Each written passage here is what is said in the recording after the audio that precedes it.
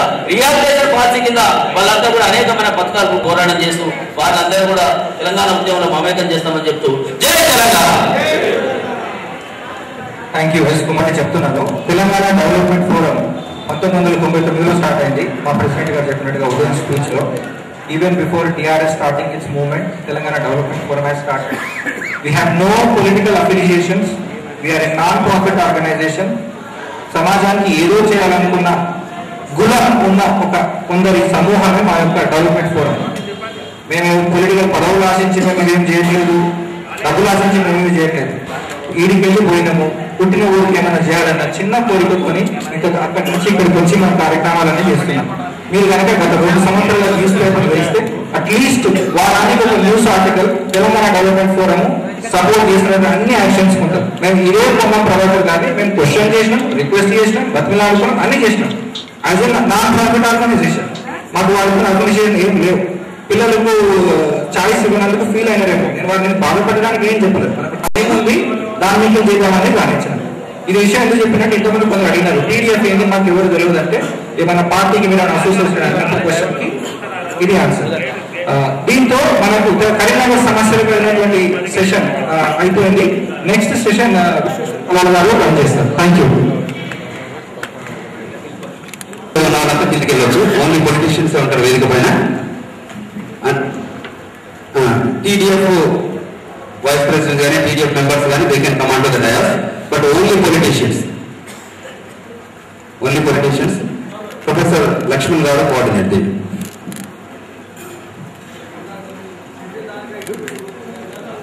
మిత్రులారా,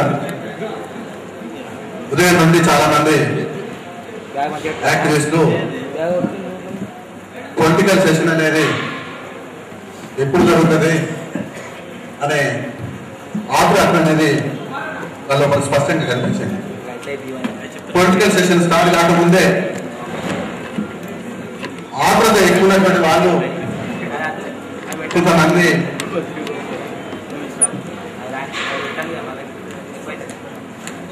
సమావేశం ప్రారంభం కాకముందే వెళ్ళిపోవడం కూడా జరిగింది. సూచన ఒకటే కాబట్టి వీళ్ళంతా కూడా ఈ సమావేశాన్ని నిర్వహించేందుకు నాకు ముఖ్యంగా సహకరించాలని చెప్పి కోరుతూ, ఈ సమావేశం ప్రారంభానికి ముందు ఒక 2 పుస్తకాలు ఉన్నాయి. Telangana హైకులు lecturer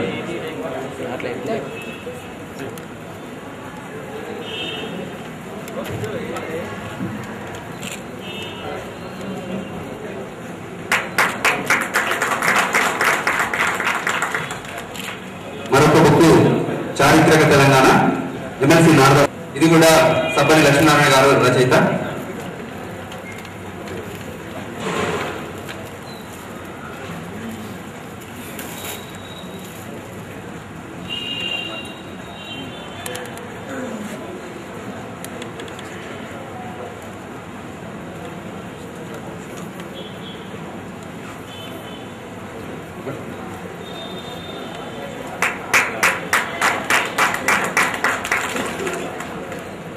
thank you very much. Lakshmi గారు.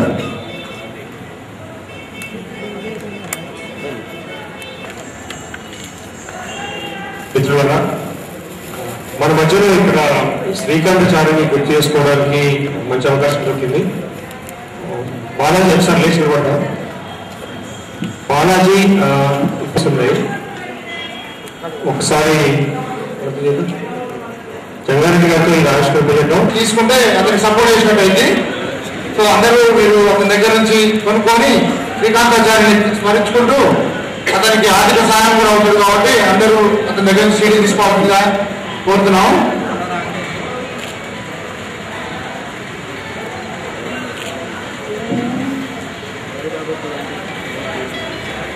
ఈ సంవత్సరంలో ఆక్రమించింది.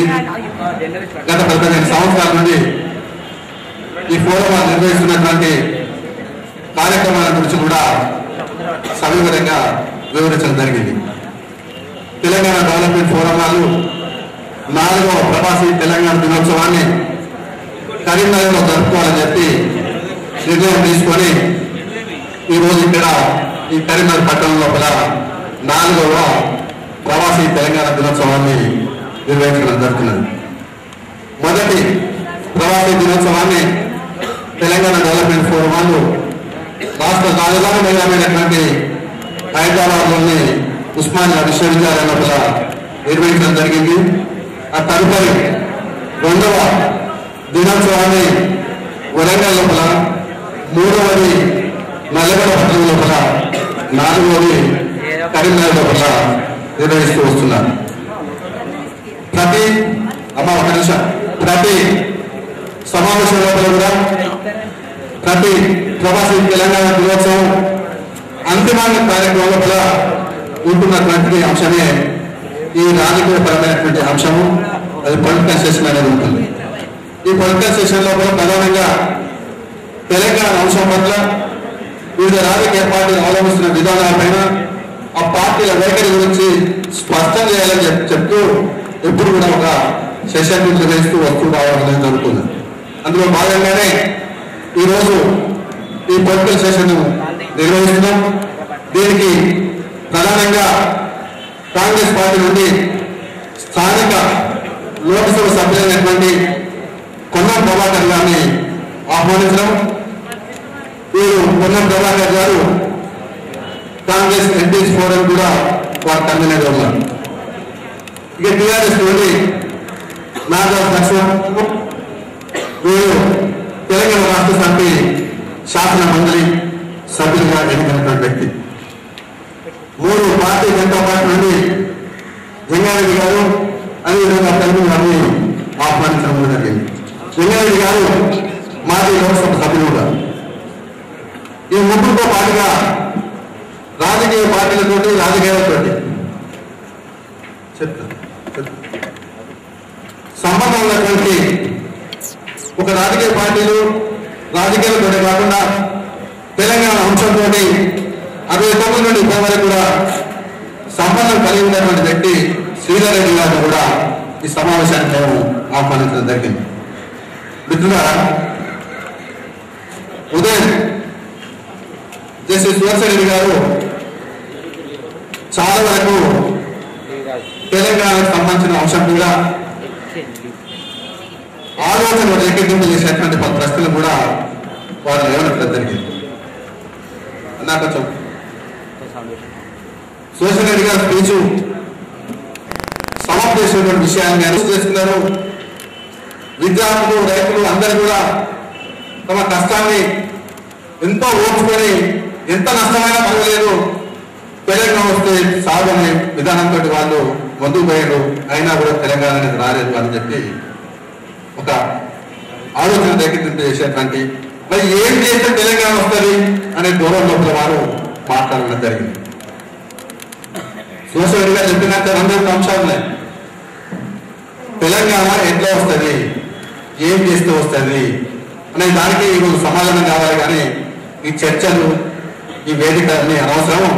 తెలంగాణ ఎట్లా వస్తుంది, ఏం చేస్తే వస్తుంది అనే దానికి సమాధానం, స్పష్టత అనేది మనకు ఉంటే తెలంగాణ రాబట్టుకోవడం కూడా సులభమైందని చెప్పి వారు సందేశం ఇవ్వడం జరిగింది.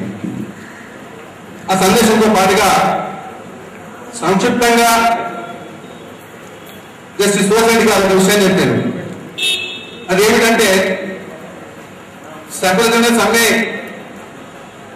అత్తాంతరంగా ముగిసినా అది కొన్ని కష్టం కూడా ప్రజల్లో రేకెత్తించింది.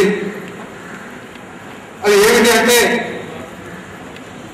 కోడి పుట్టలేదు, కోటగా పుట్టలేదు, కానీ బాలెంత రోగం మాత్రం పర్మనెంట్గా ప్రజల్లో వచ్చింది అని చెప్పి చెప్పడం జరిగింది. అంటే రిజల్ట్ అనేది వచ్చినా రాకుండా ప్రజలలో మాత్రం బాగా ఏదైతున్నదో అది పక్కా పూర్ణంగా ఉంచేట్టుగా వచ్చి ఉన్నది. అది ఎప్పుడు నిర్వహిస్తున్నటువంటి 4వ ప్రవాస దినోత్సవంలో పొలిటికల్ సెషన్ కు అధ్యక్షత వహించినటువంటి ఓల్డ్ ప్రొఫెసర్ మిత్రులు లక్ష్మణ్ గారు, ఈ కార్యక్రమంలో పాల్పంచుకుంటున్నటువంటి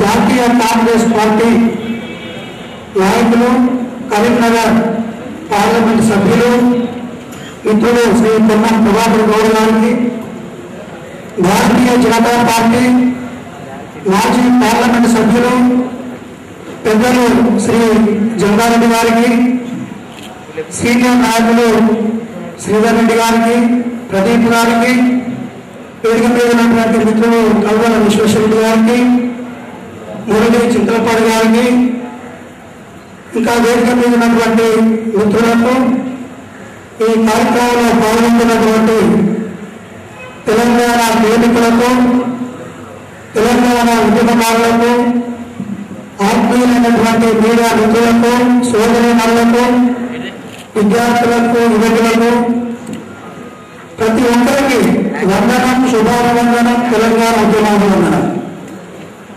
మొట్టమొదట పీడీఎఫ్ వాళ్ళు చేస్తున్నటువంటి కృషిని అభినందించవలసినటువంటి అవసరం ఉంది. అమెరికాలో స్థిరపడి స్వదేశంలో అదేవిధంగా స్వంత ప్రాంతంలో జరుగుతున్నటువంటి ధర్మబద్ధమైన, న్యాయబద్ధమైన, చట్టబద్ధమైనటువంటి మరి తెలంగాణ 4 కోట్ల ప్రజల ప్రజాస్వామిక ఆకాంక్ష కూర్చి అక్కడ అమెరికాలో రకరకాల కార్యక్రమాలు నిర్వహిస్తూ ఉద్యమానికి అవసరమైనప్పుడల్లా ఇక్కడ ఉన్నటువంటి ఉద్యమకారులకు సహాయ సహకారాలు అందిస్తూ అక్కడ కూడా తెలంగాణ ఉద్యమ చైతన్యాన్ని రగిలిస్తూ ఈరోజు ఇక్కడ కూడా ఈ కార్యక్రమాలు చేస్తున్నటువంటి వారిని నేను హృదయపూర్వకంగా అభినందిస్తున్నాను. పీడీఎఫ్ ఆధ్వర్యంలో ఎన్ఆర్ఐస్ అంతా అమెరికాలో ఐకమత్యంతో తెలంగాణ రావడానికి రకరకాల మద్దతును కూడగడుతున్నారు. కానీ అదే ఐకమత్యం మరి మన ప్రాంతంలో ఉన్నటువంటి రాజకీయ నాయకుల్లో, పార్టీలో లేకపోవడం రోజు మరి తెలంగాణ అంశం ఎక్కడ ఉండాలో అక్కడే ఎంతో ప్రగతి కొంత సాధించినప్పటికీ అయితే ముఖ్యంగా మనం ఏ ప్రాంతంలో ఉంటామో, ఏ ప్రజల మధ్య పెరిగి పెద్దవాళ్ళం అవుతామో ఆ ప్రాంతం అభివృద్ధి కొరకు, ఆ ప్రజల యొక్క సంక్షేమం కోసం కృషి చేసే వాళ్ళు ధన్యజీవులుగా మిగిలిపోతారు. మరి పీడీఎఫ్ సభ్యులు, ఎన్ఆర్ఐస్ ఎవరైతే ఉన్నారో అమెరికాలో స్థిరపడినప్పటికీ ఇక్కడ యొక్క తెలంగాణ ఆకాంక్ష కోసం వాళ్ళ కృషిని తప్పకుండా అభినందించాల్సినటువంటి అవసరం ఉంది అని చెప్పి తెలియజేస్తున్నాను. స్వామి వివేకానందుడు ఒక విషయం చెప్తాడు. వజ్ర సంకల్పం, ఇనుప కండరాలు, ఉప్పు నరాలు కలిగినటువంటి ఒక 100 మంది యువకులను నాకు అందించినట్లయితే ఈ దేశం యొక్క స్వభావాన్ని, స్వరూపాన్ని మొత్తం ఒక దిశలో మార్చివేసి ఒక గొప్ప వ్యవస్థను నేను ఏర్పాటు చేయగలుగుతానని చెప్పి స్వామి వివేకానంద ఒక సందర్భంలో చెప్పడం ఇక్కడ మనం దాన్ని కొంత గురించి ఆలోచించాల్సిన అవసరం ఉంది. ఇక్కడ కూడా 100 మంది తెలంగాణ ప్రాంతంలో ఉన్నటువంటి ప్రజాప్రతినిధులు అవసరం లేదు. కనీసం ఒక 25 మంది, అది ఏ పార్టీకి సంబంధించినటువంటి వాళ్ళైనా ఒక 25 మంది తెలంగాణ ప్రజాప్రతినిధులు అంటే ముఖ్యమైనటువంటి పార్టీకి చెందినటువంటి వాళ్ళు, వారికి వచ్చే సంకల్పం ఉండి, ఉప్పు నరాలు ఉండి, ఇనుప కండరాలు కలిగినటువంటి ఒక 25 మంది కాంగ్రెస్ ప్రజాప్రతినిధులు కానీ లేకుంటే టీడీపీ ప్రజాప్రతినిధులు కానీ కనుక తప్పకుండా అంటే ఎమ్మెల్యే ముఖ్యంగా ప్రజాప్రతినిధులు అంటే పార్లమెంట్ సభ్యులు, రాజ్యసభ సభ్యులు కూడా ప్రజాప్రతినిధులు అవుతారు. ఎమ్మెల్యే శాసనసభ్యులు కనుక ఉంటే ఇవాళ తెలంగాణ రాష్ట్రం వచ్చి తీరేది 4 కోట్ల ప్రజల ప్రజాస్వామిక ఆకాంక్ష నెరవేరేది, 700 విద్యార్థుల యొక్క ఆత్మలు శాంతించేది, ఆ తల్లుల గర్భశోకానికి ప్రతిఫలం లభించేది. కానీ మరి ఇక్కడ జరుగుతున్న ఎక్కడ తెలంగాణ ఎక్కడ మోసపోతున్నది. ఇవాళ తెలంగాణ ఉద్యమం రాజకీయ వంచనకు గురవుతున్నది, రాజకీయ మోసానికి గురవుతున్నది. అంతేగాని ప్రజలు మాత్రం వాళ్ళు ఎంత చేయాలో అంత చేస్తున్నారు, ఎంత పోరాడాలో అంత పోరాటం చేస్తున్నారు. కానీ రాజకీయ నాయకుల వైఫల్యం వల్లనే, రాజకీయ వ్యవస్థ యొక్క వైఫల్యం వల్లనే ఇవాళ తెలంగాణ వచ్చిన తెలంగాణ మనకు అందకుండా పోయిందని చెప్పుకోవడానికి దీంట్లో ఏమాత్రం అనుమానం లేదని చెప్పి తెలియజేస్తున్నాను.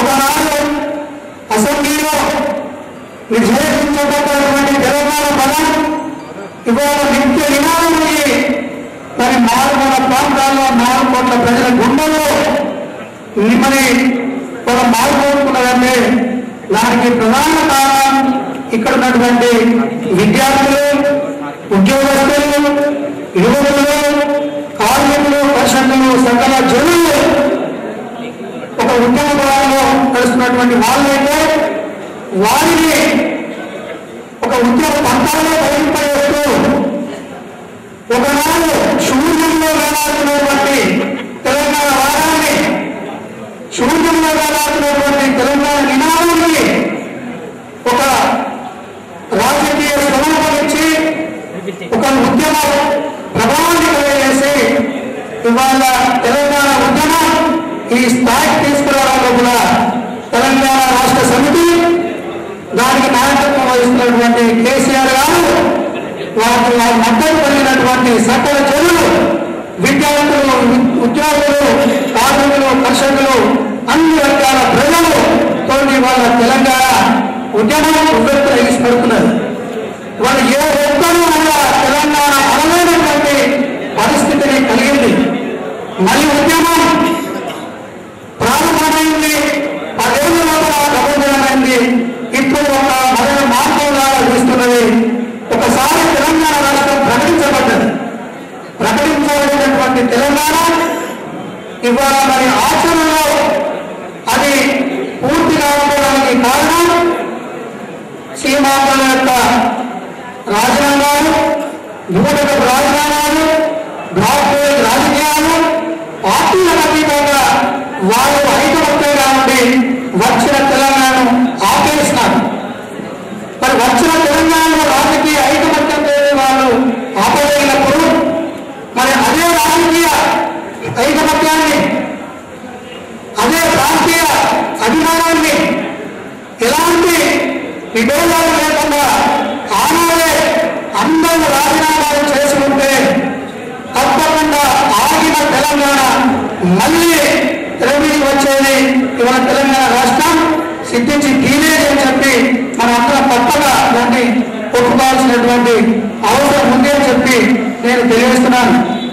ఎన్ని ఉద్యమాలు 10 ఏళ్ల లోపల నిరాహార దీక్షలు, రహదారుల దిగ్బంధం, రైలు రోడ్లు, వంట వార్తలు, సహా నిరాకరణలు, విద్యార్థుల పాదయాత్రలు, ప్రాణత్యాగాలు, రకరకాల సమ్మెలు, వీటన్నిటితో చిట్ట చివరిగా జరిగింది సకల జనుల సమ్మె.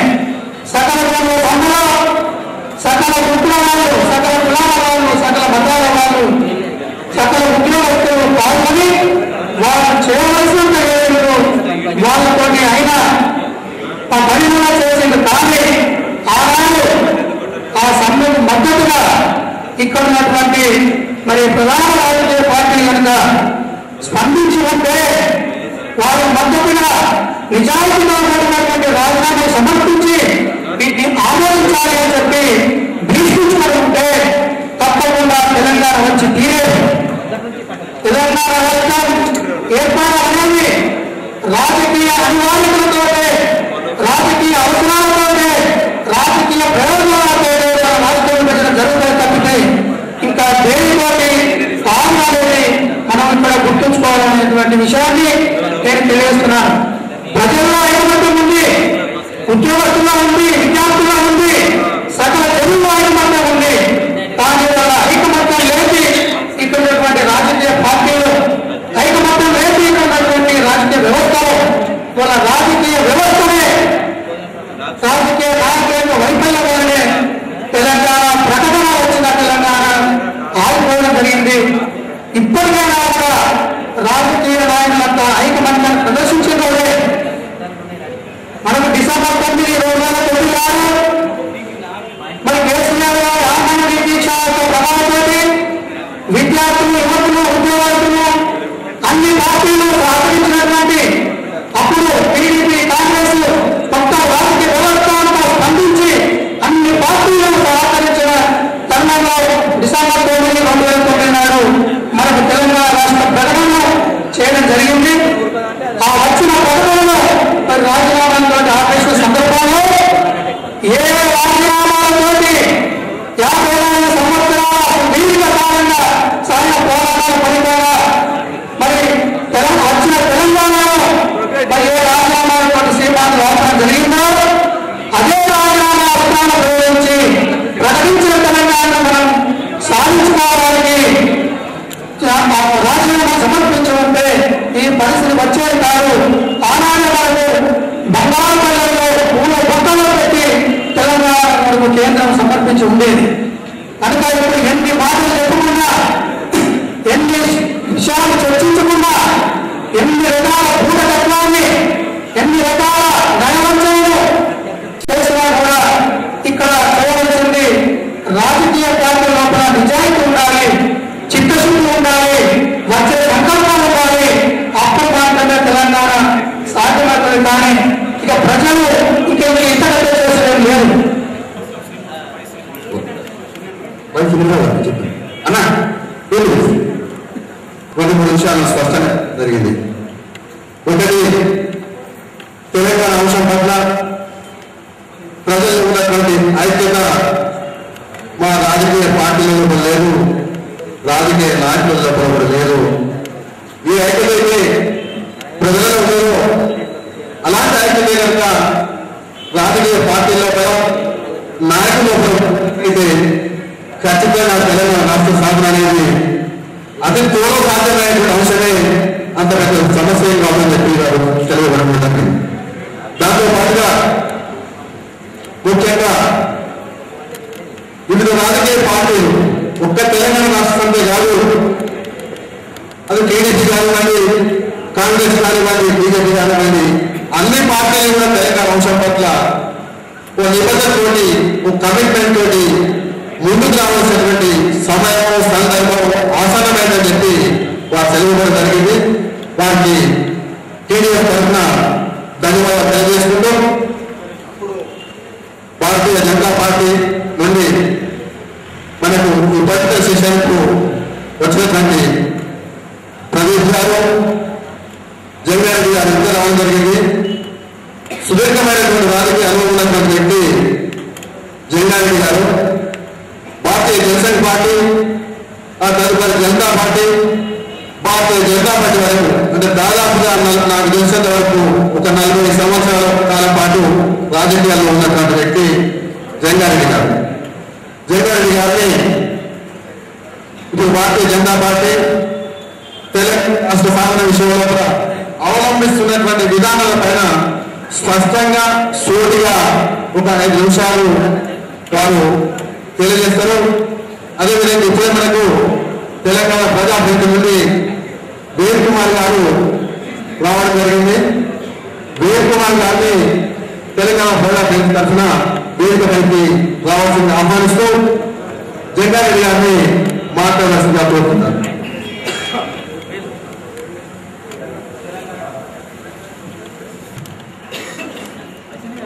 ప్రవాస భారతీయ సోదరులు తెలంగాణ అభివృద్ధి కావాలని, ఇక్కడ పుట్టిన వాడికి మంచిగా దొరకాలని, భూగోళ దొరకాలని ప్రయత్నించారు. కానీ ఇక్కడ విభిన్న రుచులుగా తెలంగాణలో రాజకీయ పార్టీల ఐక్యత లేదనే సంగతి మనకు తెలుసు. సరే, ఏది ఏమైనప్పటికీ కూడా ఇవాళ అన్ని రాజకీయ పార్టీలు వచ్చినారు. రాజకీయ పార్టీ వచ్చి మాత్రం ఒక నేర్పు ఏంటని తెలియజేసేది మనం చేస్తున్నానండి. తెలంగాణ రాష్ట్రం చంద్రబాబు నాయుడు తెలియజేస్తున్నాను, ఎన్టీ రామారావు ఇన్ఫార్మింగ్, ఏ వాటిలో ఇన్ఫార్మింగ్ ఇంట్రెస్ట్. సరే, ఏది ఏమైనా కూడా తెలంగాణ 1956 వ్యతిరేకిస్తున్న వ్యక్తి జంగారెడ్డి. ఆనాడు విద్యార్థులు తెలంగాణ వ్యతిరేకించాం.